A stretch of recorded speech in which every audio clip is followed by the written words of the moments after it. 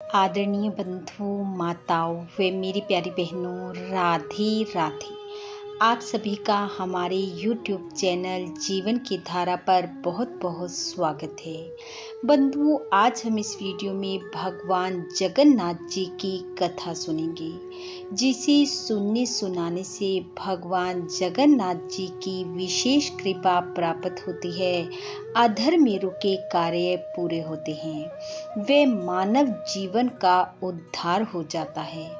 कथा सुनने के बाद यदि आप हमारे चैनल पर नए हैं तो कृपया हमारे चैनल को सब्सक्राइब करें, बेल आइकन को प्रेस करें ताकि हमारी वीडियो की नोटिफिकेशन सबसे पहले आप तक पहुंचे।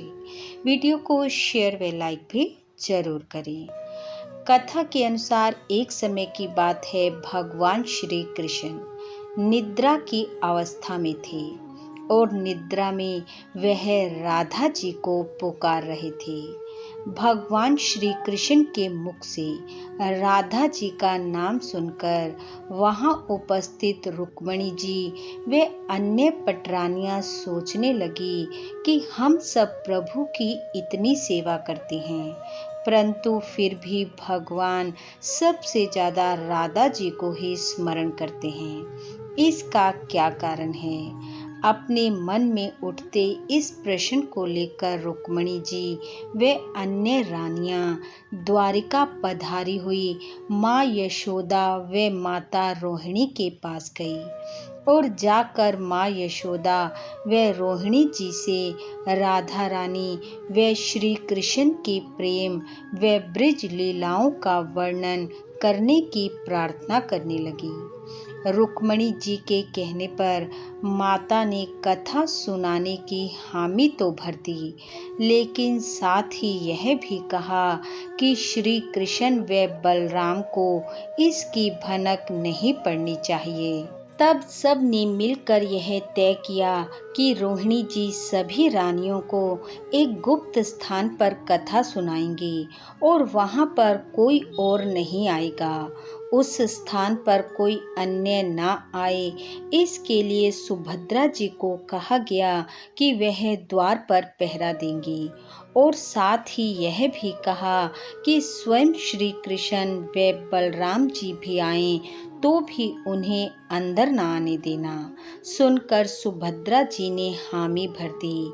तब माता रोहिणी ने सबको कथा सुनानी प्रारंभ की और सुभद्रा जी द्वार पर पहरा देते हुए स्वयं भी भगवान की लीलाओं का आनंद लेने लगी। इतने में भगवान श्री कृष्ण व बलराम जी वहां आ पहुंचे और जब वह भीतर जाने लगे तो सुभद्रा जी ने उन्हें वहीं रोक लिया। सुभद्रा जी के इस विचित्र व्यवहार से भगवान श्री कृष्ण को कुछ संदेह हुआ और उन्होंने अपनी सूक्ष्म शक्ति द्वारा अंदर झांक कर देखा तो पाया कि माता रोहिणी सब रानियों को ब्रज लीलाओं का वर्णन कर रही हैं। तब द्वार पर से ही भगवान स्वयं उन लीलाओं का आनंद लेने लगे। बलराम जी भी कथा रस में डूब गए। कथा सुनते सुनते श्री कृष्ण बलराम व सुभद्रा जी के हृदय में ब्रज के प्रति अद्भुत प्रेम भाव उत्पन्न हो गया और प्रेम रस में डूबे उस भाव में उन तीनों के हाथ पैर सिकुड़ने लगे जैसे बाल्यकाल में थे। तीनों राधा जी की कथा में ऐसे भाव विभोर हुए कि मूर्ति के समान जड़ प्रतीत होने लगे। बड़े ध्यान पूर्वक देखने पर भी उनके हाथ पैर दिखाई नहीं देते थे। भगवान के हाथ में जो सुदर्शन चक्र था उसने भी द्रवित होकर लंबा रूप धारण कर लिया। ठीक उसी समय देव मुनि नारद वहां आ पहुंचे और भगवान के इस रूप को देखकर हैरान होते हुए एक टक निहारते रहे, जैसे वह स्वयं भी मूर्ति रूप हो गए हों। कुछ समय बाद जब नारद जी की तंद्रा भंग हुई तो उन्होंने भगवान श्री कृष्ण को प्रणाम करते हुए कहा कि हे प्रभु, मेरी इच्छा है कि आज मैंने आपका जो रूप देखा है वह रूप पृथ्वी लोक पर आपके भक्त जनों को चिरकाल तक देखने को मिले। आप इस रूप में पृथ्वी पर वास करें, वे पृथ्वी लोक के प्राणियों का उद्धार करें।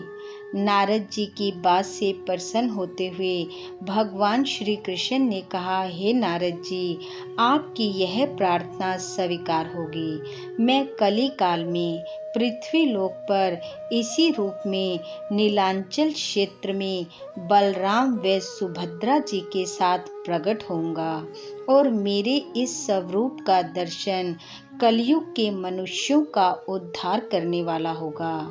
तब कलयुग आगमन के उपरांत भगवान श्री कृष्ण की प्रेरणा से प्रेरित हो मालवा के राजा इंद्रद्युम्न ने भगवान श्री कृष्ण, बलभद्र जी और बहन सुभद्रा जी की ऐसी ही प्रतिमा जगन्नाथ मंदिर में स्थापित करवाई, जिनका दर्शन कर आज हर पृथ्वीवासी अपने आप को कृतार्थ समझता है। बोलो भगवान जगन्नाथ जी की जय। बोलो भगवान श्री कृष्ण जी की जय। बंधु, भगवान जगन्नाथ जी की कृपा आप व आपके परिवार पर सदैव बनी रहे। आपका घर आंगन खुशियों से महकता रहे। इन्हीं शुभकामनाओं के साथ आप सबका बहुत बहुत धन्यवाद। राधे राधे।